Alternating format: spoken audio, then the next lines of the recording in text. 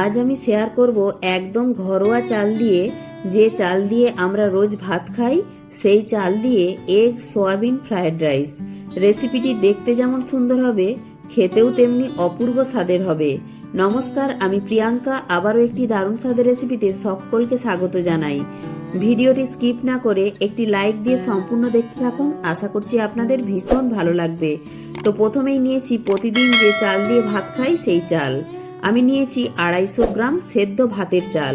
আপনারা আপনাদের প্রয়োজন মতো নিয়ে নেবেন। এবার চালটা ভালো করে ধুয়ে নিয়েছি আর গ্যাসে হাঁড়িতে জল বসিয়ে দিয়েছি। এবার ধুয়ে রাখা চালটা দিয়ে দিচ্ছি। এবার বেশ খানিকটা লবণ দিয়ে নাড়িয়ে চাড়িয়ে হাঁড়ির মুখটা বন্ধ করে দিয়ে ভাতটা হতে থাক।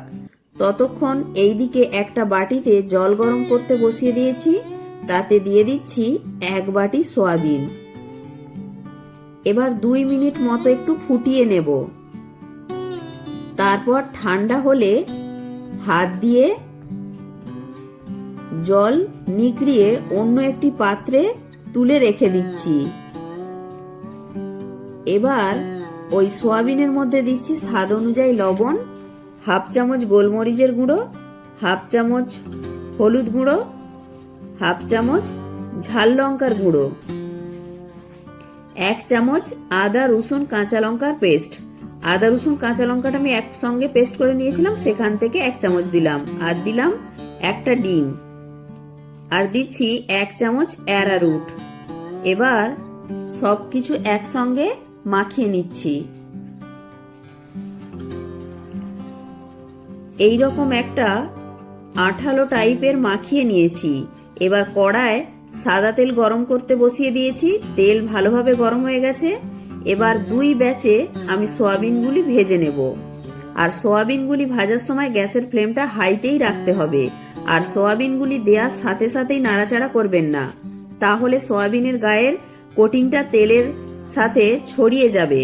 তাই সয়াবিনগুলি তেলে দেওয়ার কিছুক্ষণ পর 30 সেকেন্ড মতো পর নাড়িয়ে চাড়িয়ে উল্টিয়ে পাল্টিয়ে একটু লালচে করে ভেজে তুলে নেব।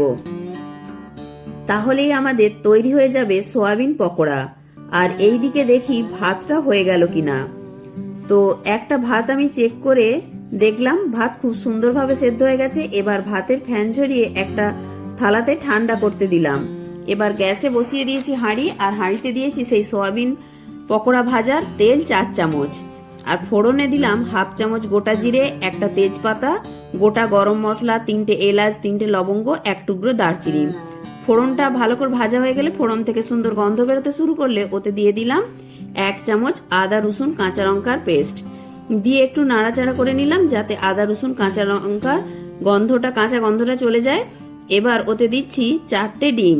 যেহেতু এগ সয়াবিন ফ্রায়েড রাইস, তাই ডিম তো দিতেই হবে, তাই ডিম দিলাম 4টে। আর ডিমের পরিমাণটা আপনারা চাইলে কমিয়ে বা বাড়িয়েও নিতে পারেন। তো আমি যেহেতু 250 গ্রাম চাল নিয়েছি, তো 250 গ্রাম চালের জন্য 4টে ডিমই ঠিক আছে। তো ডিম 4টে ভালোভাবে নেড়ে চেড়ে ভেজে নিয়ে ওতে দিচ্ছি 2টি পেঁয়াজ কুচি, 2টি কাঁচা লঙ্কা কুচি, আর দিচ্ছি একটু বাঁধাকপি কুচি। বাঁধাকপিটা আগে থেকে কুচিয়ে ধুয়ে জল ঝরিয়ে লবণ মাখিয়ে রেখেছিলাম, তাহলে তাড়াতাড়ি নরম হয়ে ভাজা হয়ে যাবে। এবার পেঁয়াজ বাঁধাকপিটাকে ডিমের সঙ্গে ভালো করে ভেজে নিচ্ছি। আর যখনই পেঁয়াজ আর বাঁধাকপিটা ভালোভাবে ভাজা হয়ে নরম হয়ে যাবে, তখনই দিয়ে দিচ্ছি একটা গাজর কুচি, 6 থেকে 7টা বিনস কুচি, কিছুটা কাঁচা মটরশুঁটি দিয়ে একটু নেড়ে চেড়ে নিয়ে ওতে দিচ্ছি স্বাদ অনুযায়ী লবণ ও 1/2 চামচ ঝাল লঙ্কার গুঁড়ো দিয়ে এইগুলি ভালোভাবে ভেজে নিতে হবে।